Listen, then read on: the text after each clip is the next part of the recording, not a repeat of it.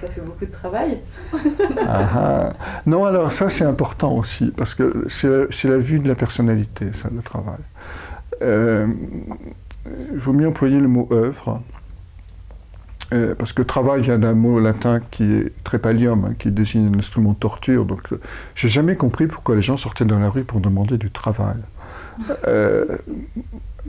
Donc, en gros, c'est vrai qu'on a besoin de boire, de manger, de se loger, mais en même temps, en échange, on accepte d'être esclave et de subir cette souffrance qui est souvent le travail.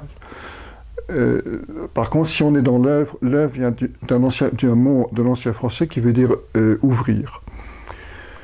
L'œuvre, c'est quoi? C'est ce que j'évoquais tout à l'heure, c'est répondre à l'appel du soi, manifester, c'est contacter son âme ou l'appel du soi et laisser l'œuvre œuvrer à travers nous pour produire une œuvre. Donc du coup, on n'est plus dans le travail, on est dans la jubilation.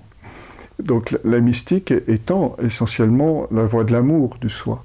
Donc cette perception de la jubilation qui nous ouvre toujours plus, donc de l'œuvre, et qui permet, dans cette lecture de la langue des oiseaux, d'apporter une nouvelle poésie, c'est-à-dire poiesis, création, un nouveau savoir poétique sur la terre.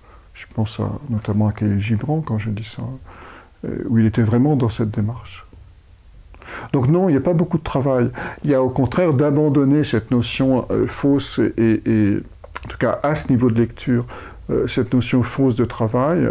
Et ça, c'est un point important parce que ça suppose aussi de quitter le champ de la compétitivité, de la concurrence, c'est-à-dire quitter les besoins du ventre pour entrer dans une nouvelle dynamique qui est la dynamique du cœur. Et donc, quand on entre dans une dynamique du cœur, il y a un retournement, c'est-à-dire on se rend compte que l'univers est accueillant.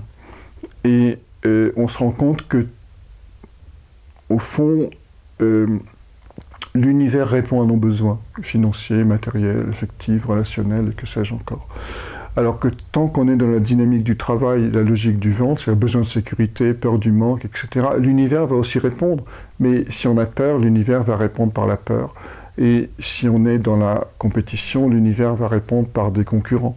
Par contre, dans cette conscience du cœur, qui est le sens de la gratitude et la confiance en la bonté de l'univers, le monde nous répondra de la même manière. Et donc la vie va se retourner à ce moment-là.